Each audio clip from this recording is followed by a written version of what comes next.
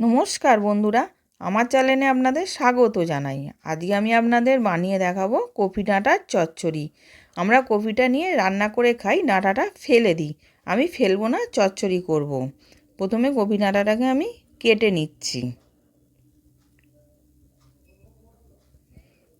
সব কপি ডাঁটাটা আমি কেটে ধুয়ে রেখে দিয়েছিলাম। এবার আমি কড়াতে দিয়ে দিলাম, দিয়ে জল, নুন, হলুদ দিলাম, দিয়ে সেদ্ধ করে নেবো কপি ডাঁটাটা।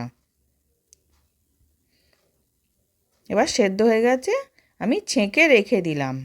কড়াতে তেল, কালো জিরে, শুকনো লঙ্কা ফোড়ন দিলাম, দিয়ে এবার সবজি দিয়ে দেব।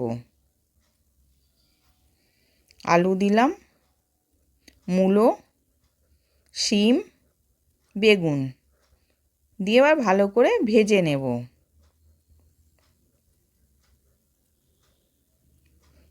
এবার ভাজা হয়ে গেছে, আমি ডাঁটাটা দিয়ে দিলাম, দিয়ে ওটাও ভালো করে ভেজে নেব।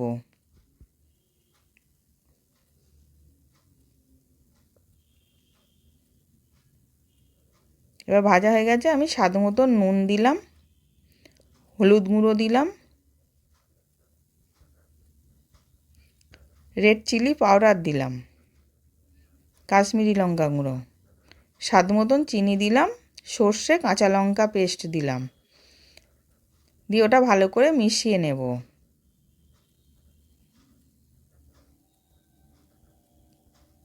এবার আমি একটু গরম জল দিয়ে দিলাম, দিয়ে 5 মিনিট চাপা দিয়ে রেখে দেব সেদ্ধ করার জন্যে। এবার সেদ্ধ হয়ে গেছে, আমি ওপর দিয়ে একটু ধনেপাতা দিলাম, দিয়ে ওটা ভালো করে নেড়ে নেড়ে শুকনো করে নেব।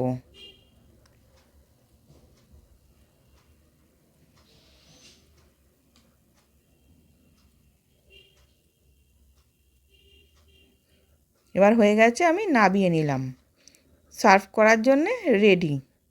আশা করছি ভিডিওটা ভালো লেগেছে। আমি হাজির হব আর এক নতুন রেসিপির সাথে।